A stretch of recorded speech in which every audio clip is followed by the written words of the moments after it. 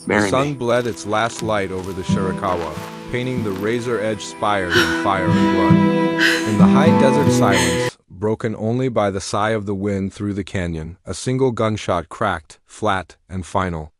It wasn't aimed at a man or a wolf or a rabbit, it was a message. Down in the shadowed valley, where the chief's wickiup stood apart from the others, a prime bull calf stumbled, then folded its legs beneath it.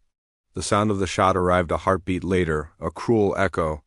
The young woman grinding mesquite beans beside the creek didn't startle. Her hands stilled, her knuckles whitening around the stone. She knew, with a cold certainty that settled in her bones, that the shot was for her. And she knew who had fired it. He called himself a cowboy, but he was something else entirely. He had ridden into their territory a season ago, a solitary figure on a tired horse, speaking of cattle drives and fresh starts. He had asked for water, then for work, showing a reluctant skill with horses that earned him a few days' shelter. He was given a name, a simple one, for his weather-beaten face and quiet ways, but the quiet was a mask. His eyes, the color of old flint, never settled on the men or their discussions.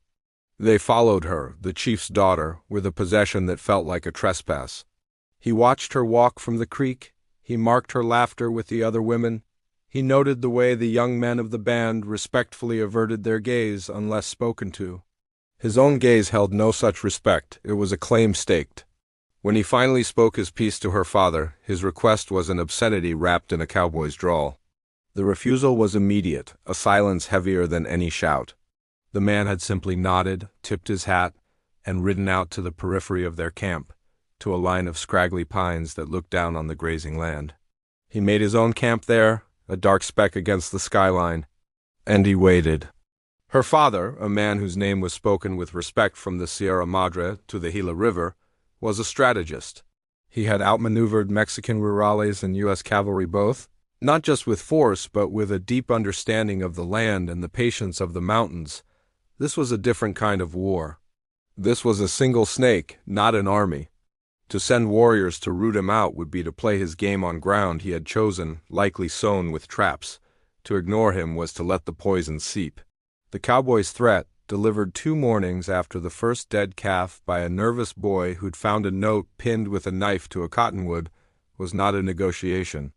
It was an ultimatum written in cheap pencil on greasy paper. My need is as plain as the sky.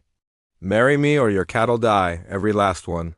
Then we see what's next. It was the "we see what's next" that froze the blood.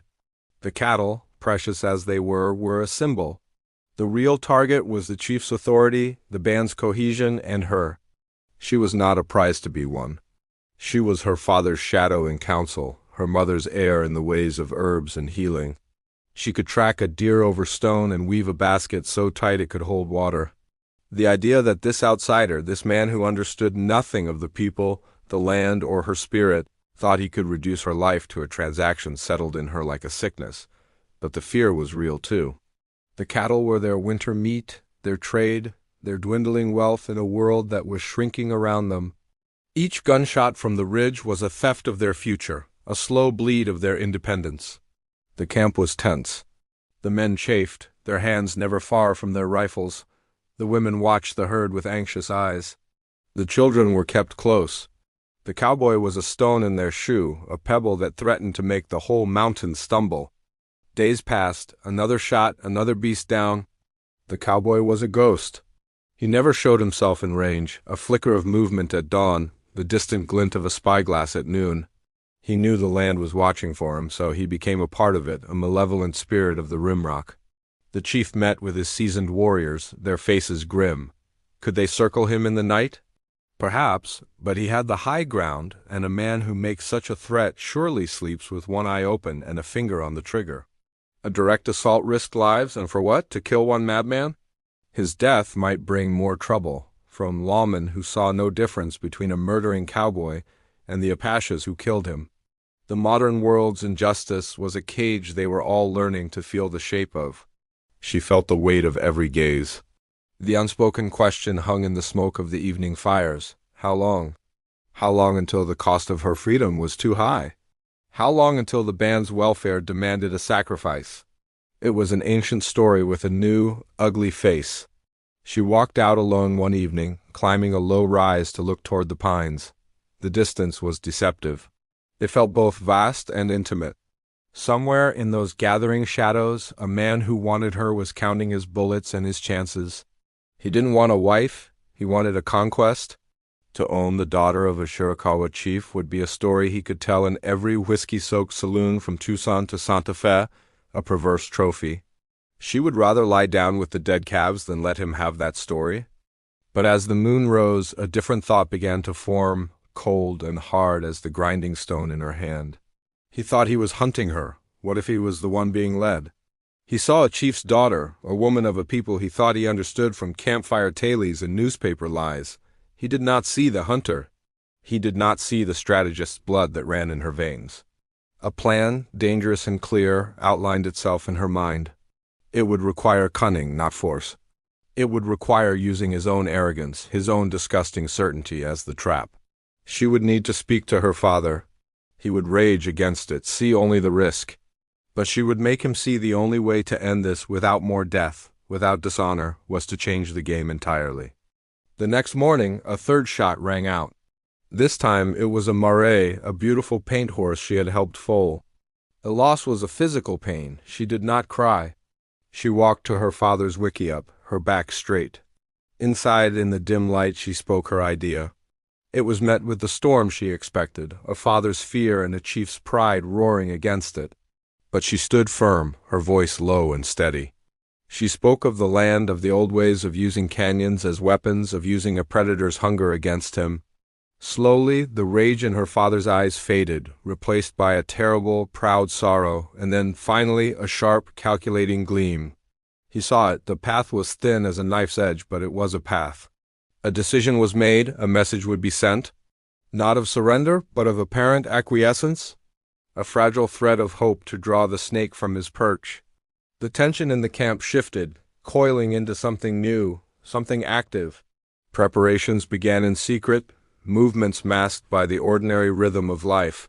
She herself gathered a few things. Her knife, a length of stout cord, the ashes from a particular fire. Her heart was a drum in the quiet of her shelter. This was her choice now. Not a passive sacrifice, but an active hunt. As the sun reached its zenith, a single rider, a young boy cousin with a face like stone, left the camp. He carried a piece of white cloth tied to a stick, and in his belt a folded piece of paper. He began the long exposed ride up toward the line of pines. In the paper were words meant for the cowboy's eyes only, words that would seem like victory, words that would bring him down. Down from his high ground into a country he did not truly know, into a story he was not writing. She watched the small figure grow smaller on the slope, her breath tight in her chest. Everything depended on the next move, on whether the man's greed was stronger than his caution. The wind picked up, whispering through the grasses, carrying the smell of dust and juniper. Somewhere up in those pines, a man was loading his rifle, maybe smiling to himself, thinking he had won. He was wrong. But whether his wrongness would mean her freedom or her doom was a question that hung in the dry air, waiting for the next shot, or the next step, to ring out. The boy on the horse was a speck against the tan slope, moving with a deliberate slowness that felt like agony. From the shadow of her father's wickiup she watched, her every sense stretched tight as a bowstring. The paper in the boy's belt was her doing. The words on it were simple, chosen with care after long debate with her father and his most trusted adviser, a man with eyes like river stones who had seen many winters and many kinds of treachery. "You will have your answer at the dry wash where the 3 rocks stand at sunset," it read. "Come alone. She will be there to speak her piece." It was a bait, and every part of it was a lie wrapped in a truth. The dry wash was real, a scar in the earth a mile east of camp. The 3 rocks were real, great sandstone sentinels worn smooth by wind. That she would be there was also true. That she would be alone, or that she was coming to speak a piece he wanted to hear, was the lie. Her father stood beside her, his presence a solid, mournful weight. He did not look at her. His gaze was fixed on the distant pines, willing the cowboy to show himself, to take the bait. "He will suspect a trap," her father had said, his voice graveled with strain. "He will," she had agreed. "But he is a man who thinks he has won. He will think his threat is stronger than our planning. He will think a woman meeting him alone is a sign of fear? Not a choice. She had met her father's eyes then, and seen the conflict there, the chief who saw the brutal wisdom of the plan, and the father who wanted to send every warrior to storm the ridge and be done with it. The risk was unspeakable. If the cowboy smelled the trap, if he chose to simply shoot from a distance, it would all be for nothing. If he captured her there, in the wash, he might try to simply take her, riding hard for territory where no Apache would follow. The plan was a thread over a canyon. The wait for the boy's return was the longest of her life. The camp held its breath. Women paused at their tanning frames, looking toward the slope. Men pretended to mend saddles, their hands near their weapons. The normal sounds of life, the chatter of children, the barking of dogs were hushed, swallowed by a thick, watching silence. She thought about the cowboy, about what little they knew of him. He had appeared last fall, his story thin as his horse. He spoke of a place called Texas, of driving cattle to railheads she had never seen. He had a way with a rope and could gentle a spooked horse with low, nonsense words. But there was a violence in him that slept just under the skin like a rattler under a warm rock. He had gotten into a dispute with one of the younger men over a misplaced saddle blanket, and the speed with which his hand had gone to his knife had been shocking, a reflex that spoke of a life lived with sudden bloodshed. He had checked himself, smiled an empty smile, and backed down, but the moment had been a warning they had all failed to heed. When the boy finally rode back into camp, his face was pale beneath its deep brown. He slid from his horse and walked straight to the chief. He took the paper, the boy said, his voice barely above a whisper. He read it. He just nodded, he said. Tell her I'll be there. And tell her to wear something pretty. The boy spat on the ground, a gesture of pure contempt. A cold fury settled over her, burning away the last traces of fear. The insult was petty, meant to demean, to reduce what was about to happen to some kind of courtship. It told her everything she needed to know about the man she was dealing with. He saw her as a thing to be decorated and claimed. It would be his undoing. The afternoon sun crawled across the sky. With her mother and 2 aunts, she began to prepare. There was no pretty dress. Instead, she put on her oldest, most faded deerskin skirt and a worn shirt. They rubbed her skin with ash from a cold fire, dimming its light, making her one with the twilight shadows. Her long black hair was braided tight and pinned close to her head. Her father's advisor came with a small pouch of crushed herbs, a dust that, when thrown, could sting the eyes and confuse the senses. She tucked it into a fold of her skirt. Her knife, sharp and dark, was secured against the small of her back. Each action was a ritual, a step toward the hunt. Her mother's hands were steady as she helped, but her eyes shone with a terrible, held-back grief. No words were spoken. None were needed. Meanwhile, the men of the band were moving. Not as a group, but as individual shadows, slipping away from camp in 1s and 2s, using draws and arroyos for cover. They were not going to the dry wash. That was her ground. They were creating a wide, silent circle around it, a net with one opening.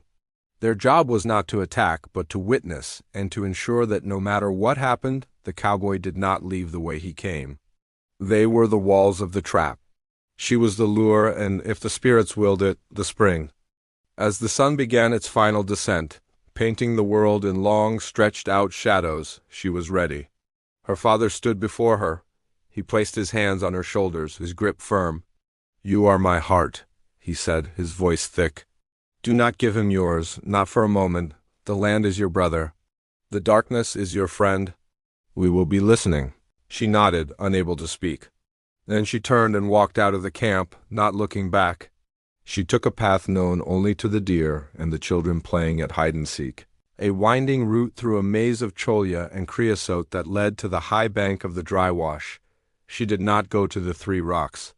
Instead, she found a perch above them, a nest of cracked earth and scrub where she could lie flat and see everything. The air cooled. The day sounds faded, replaced by the first tentative chirping of crickets. The wash below was a river of purple shadow, the 3 rocks standing like silent judges. Time stretched and bent. She became a part of the earth, her breathing shallow, her eyes missing nothing. She thought of the stories her grandmother used to tell, of the trickster coyote, who often won not by strength but by cunning, by understanding the greed and foolishness of his enemies. She was not Coyote. She was something quieter. She was the weight in the grass before the strike. A scuff of boot on gravel, a faint metallic click. He was here, but not where he was supposed to be. The sound came from the opposite bank, from a tangle of mesquite. He was early. He was also suspicious, just as they had hoped. He was scouting the meeting place, looking for the ambush he expected. She saw a flicker of movement, the crown of his hat, the wary profile of a man scanning the open ground around the 3 rocks. He was good, she had to give him that. He moved with a predatory caution, keeping to cover. He would find no warriors there. The trap was not in the wash. He waited a long time, watching the empty space. As the last sliver of sun vanished, he seemed to come to a decision. He straightened and took a step out into the open, near the base of the tallest rock. He was a tall man, lean, with the stoop of a man who spent too long in the saddle. His gun belt gleamed dully in the twilight. He took off his hat and ran a hand through his hair, looking around with an air of impatience that was starting to curdle into anger. She had made him wait. She had made him come into the open. The first small moves were hers. Now was the moment of greatest danger. To draw him in, she had to show herself. To show herself was to step into the range of his rifle. She took a deep, silent breath, felt the cool earth against her cheek, and then she moved. Not toward him, but parallel to the wash, letting a small trickle of pebbles slide down the bank, 20 paces from where he stood. His head snapped around, his hand going to his pistol. "Who's there?" His voice was rough, carrying easily in the still air. "You come on out now. We had a deal." She did not answer. She moved again, a shadow among shadows, further from the 3 rocks, deeper into the narrowing mouth of the wash where the walls grew steeper. She was leading him, away from the open space into a place where the high banks would swallow sound and limit sight. She heard his boots on the dry streamed, following but slowly. He was not a fool. "Playing games?" He called out, his voice closer now. "That ain't polite. I thought you people valued honor. Your father give his word?" She let him hear a footstep, just one, a clear sound in the quiet. He was moving faster now, irritation overriding his caution. The walls of the wash were above them both now, 10 feet high, cutting off the view of the distant camp, the world.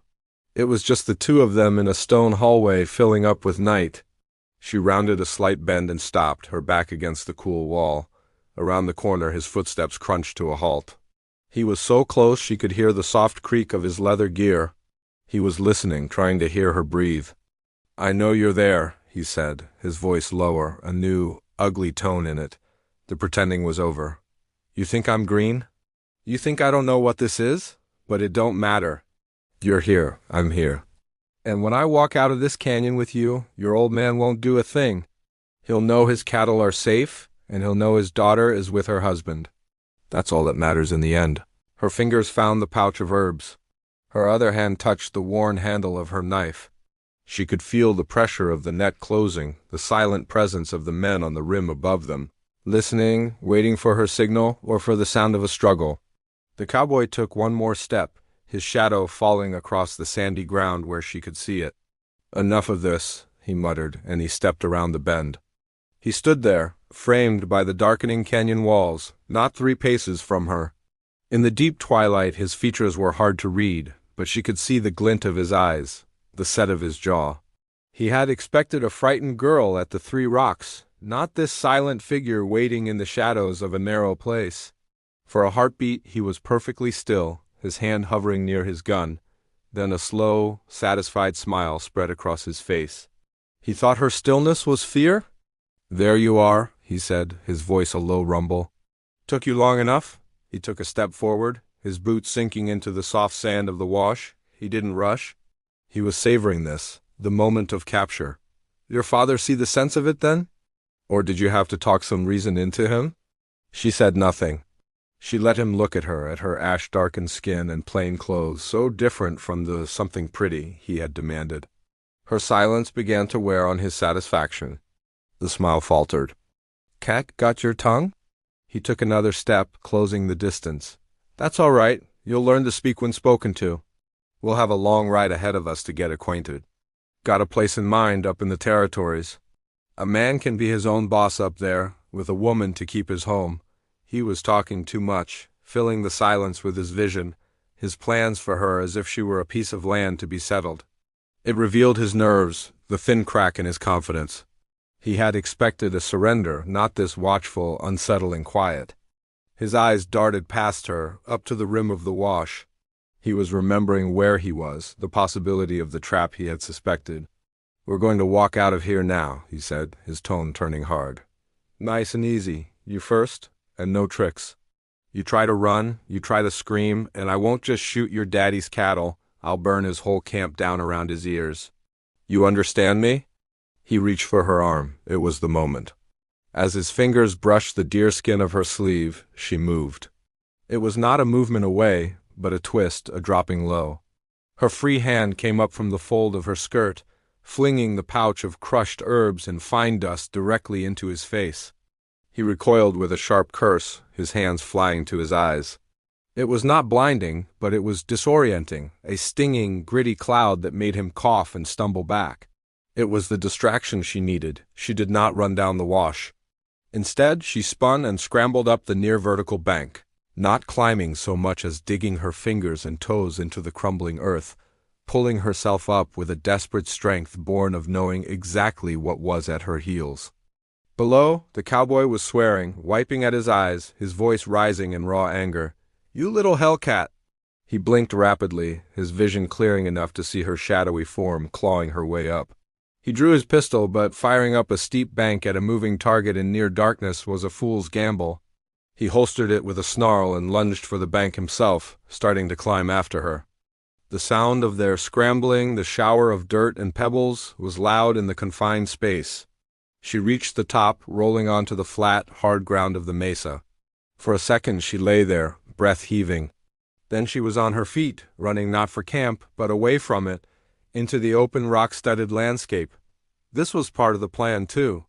To lead him away from the wash, to draw him out under the open sky where the men on the rim could see, where the terrain was hers. She heard him haul himself over the edge behind her, his breathing ragged with fury. "You're only making it worse," he shouted, his voice chasing her through the gathering dark. The moon was rising now, a sliver of bone-white light that painted the world in shades of gray and black. She knew this land like the lines on her own palm. The prairie dog hole just there, the patch of loose scree that would sound like an avalanche underfoot, the narrow fissure in the earth you could leap if you knew it was coming. She led him on a chase, a ghost flitting between juniper and cactus, always staying just within sight, just within the reach of his obsession. He was a strong runner driven by a violent need, but he was heavy in his boots, unfamiliar with the ground. He stumbled over a rock, cursing. He slowed to navigate a thicket of catclaw acacia, its thorns tearing at his clothes. Each small victory gave her a sliver of time, a little more space. But he was relentless, and he was thinking. She could feel it. The blind fury was cooling into something more dangerous, a focused hunter's mind. He stopped running headlong. He began to move more carefully, using cover, trying to predict her path. He was learning the chase. Far behind them, unseen, the men of the band were tracking them both. They moved like whispers, their moccasins making no sound. They were the circle, and the circle was tightening. But their orders were clear. They were not to intervene unless she gave a signal, the call of a nighthawk, repeated twice, or unless the cowboy drew a weapon on her. This was her fight until it was not.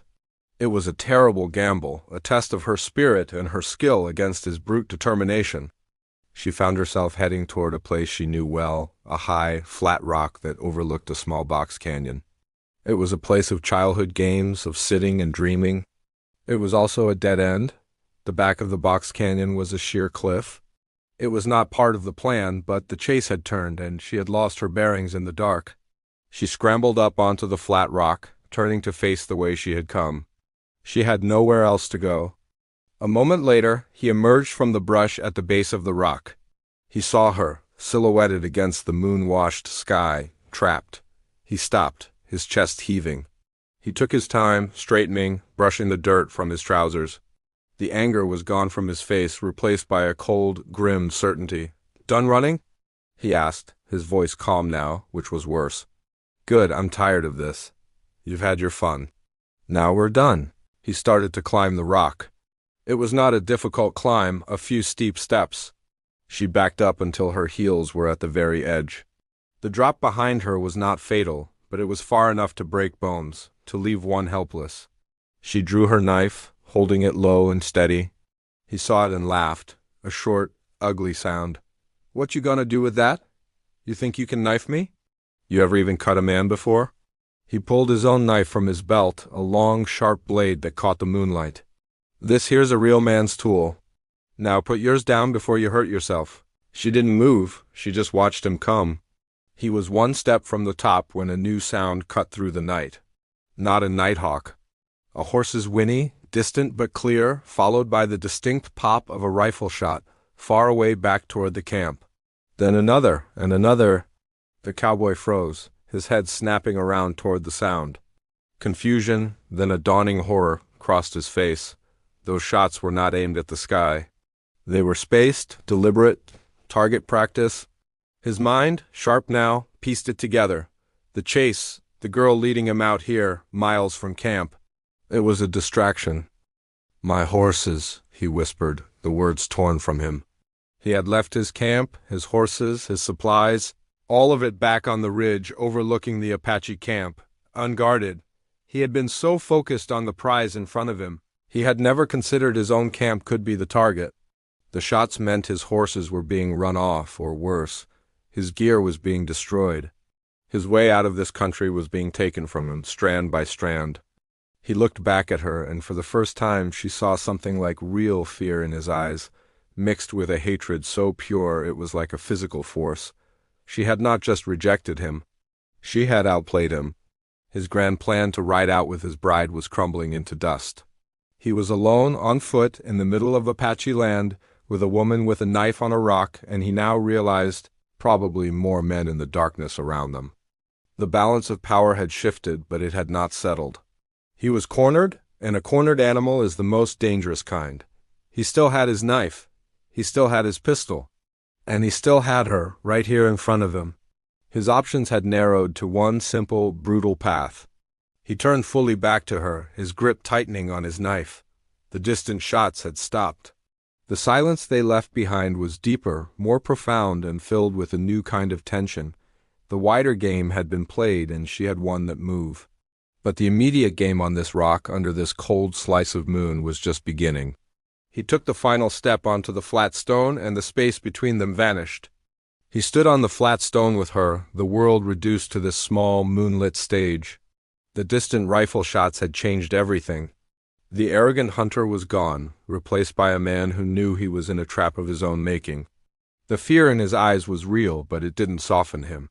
It hardened him like cooling iron. His gaze flicked from her knife to the dark landscape behind her, calculating his dwindling chances. You think you're clever, he said, his voice a low rasp. You and your whole band? You think running off my horses ends this? He took a slow step forward, his own knife held ready. It just means I got nothing to lose now. And a man with nothing to lose is a dangerous thing. She held her ground, her back to the drop. The cool handle of her knife was the only solid thing in a world that seemed to tilt and sway. She could hear the men of her band out there in the darkness, a silent, watching presence. But they were bound by their promise not to interfere. This was her test. The cowboy knew it too.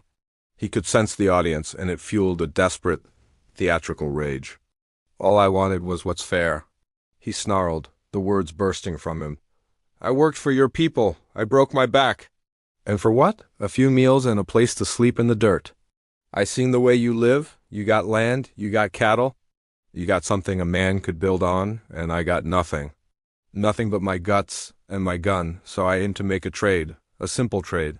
My protection for you? A fair deal. His version of the story hung in the air, warped and ugly. In his mind, he was not a thief or a terror. He was a wrong man collecting a debt. This belief, she realized, was what made him so dangerous. He had convinced himself he was in the right.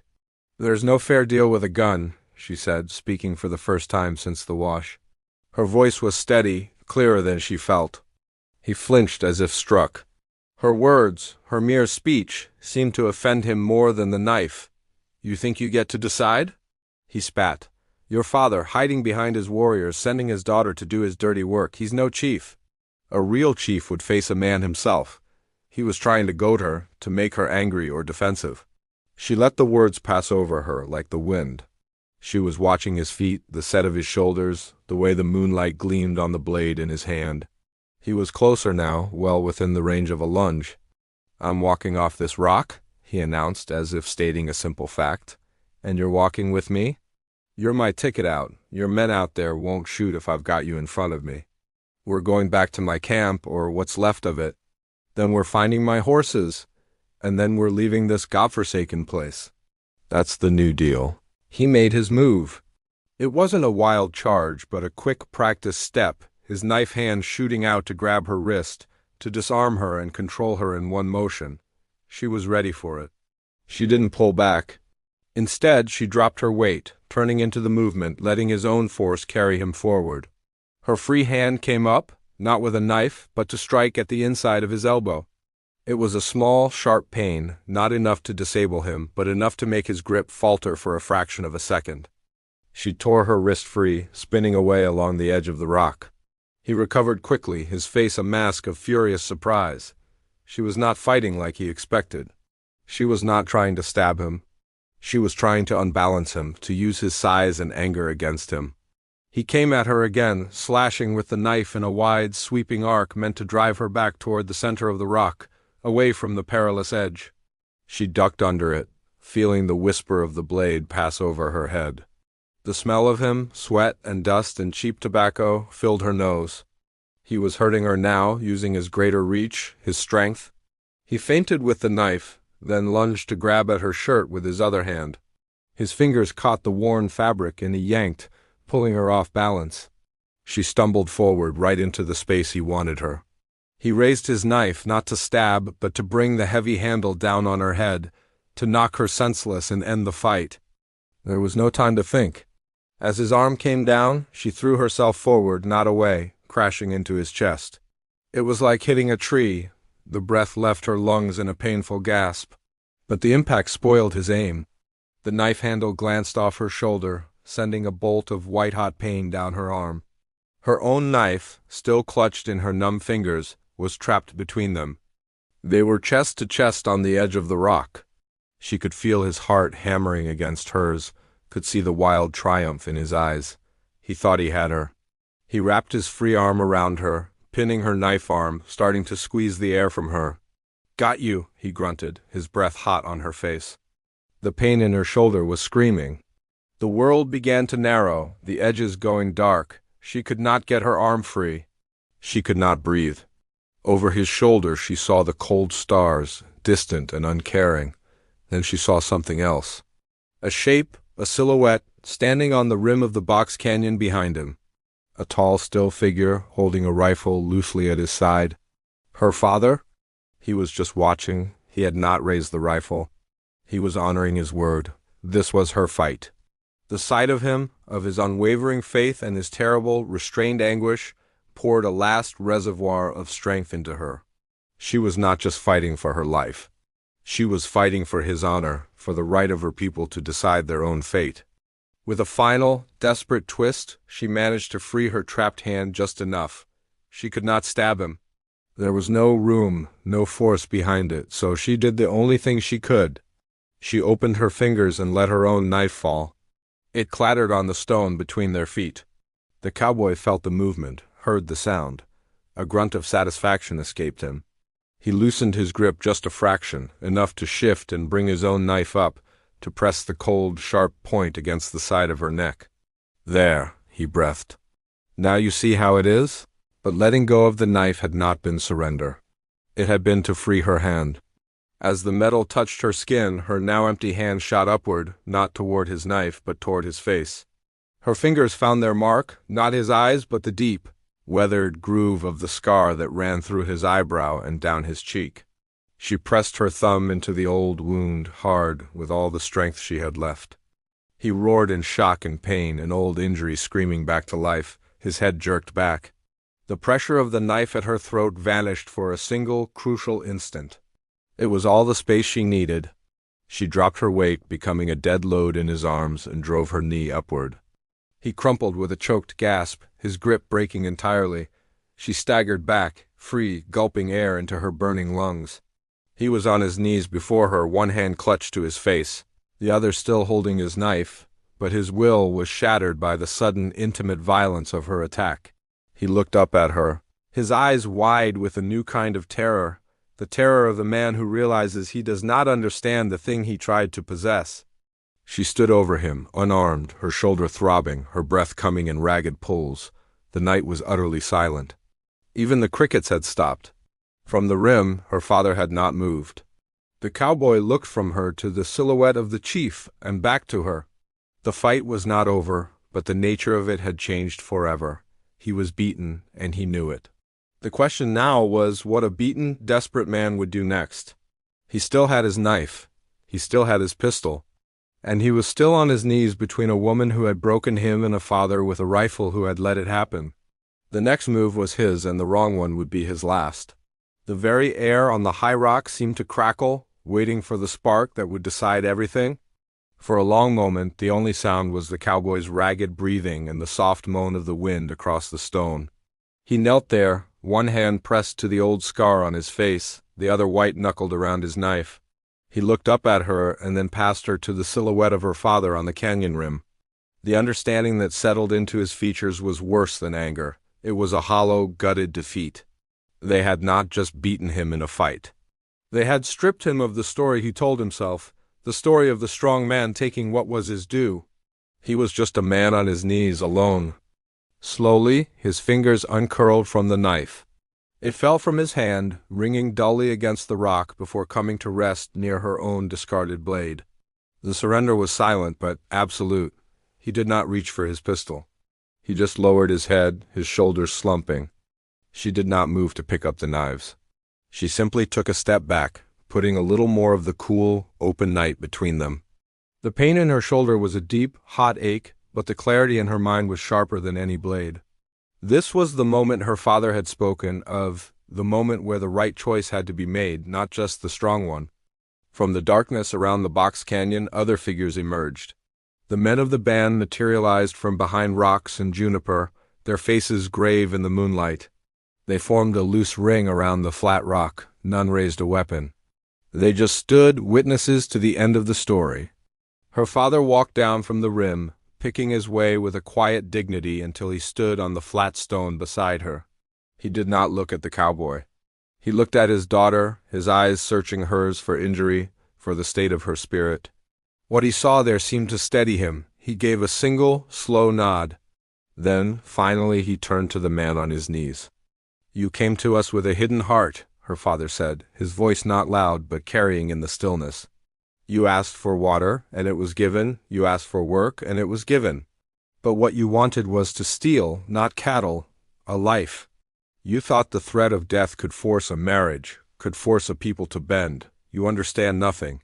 The cowboy said nothing. He kept his head down. "A threat is a weak man's tool," her father continued. "It requires only fear. But to answer a threat? That requires wisdom. My daughter showed you that wisdom tonight. She could have killed you when you grabbed her. My men could have shot you from the dark an hour ago. That would have been easy. But it would have made us like you. Killers in the night. We are not that.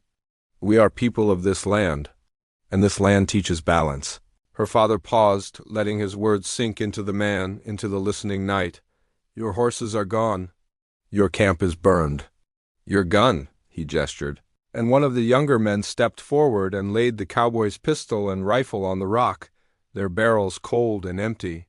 "Your bullets are in the canyon. You have nothing but the clothes you wear and the life in your body. That is what you came here with. That is what you will leave with." The cowboy's head lifted slightly. Confusion and a faint, terrible hope warred in his eyes. He had expected a bullet or a rope. Not this. "You will walk out," her father said. "South, toward the border. You will walk until the sun is high, and you will not look back. If you are seen in our mountains again, if your shadow ever falls on our people again, the story will end differently. This is not mercy, it is justice. It is giving you the chance to become something else, far from here. Now, stand up." It took the cowboy 2 tries to find his feet. He stood, shivering slightly, though the night was not cold. He was a stripped and broken thing. He looked at her one last time, and there was no possession in his gaze now, only a kind of stunned shame. He had nothing to say. He turned, and with the silent ring of men parting to make a path for him, he stumbled off the rock and began his long walk into the dark southern desert. The band watched him until he was swallowed by the night. Then, slowly, the tension that had held them all for so many days began to drain away. It did not break into celebration. It was a quiet release, a collective exhale. The women who had come out from camp approached, bringing a blanket for her shoulders, a pouch of water. Her mother's hands were gentle as they examined the bruise already flowering on her shoulder. They walked back to camp together under the stars. The journey felt different. The land was no longer a prison watched by a rifle from the ridge. It was just their home again. The fires in the camp had been banked, but were stirred back to life as they returned. The children, who had been kept hidden, peered from wickiups, their eyes wide. Later, as the first pale light touched the eastern spikes of the Chiricahua, she sat with her father by his fire. The normal sounds of dawn were returning, the birds, the soft lowing of the cattle that remained. "You were right," her father said quietly, poking at the fire with a stick. "To lead him, to face him. It was a hard thing.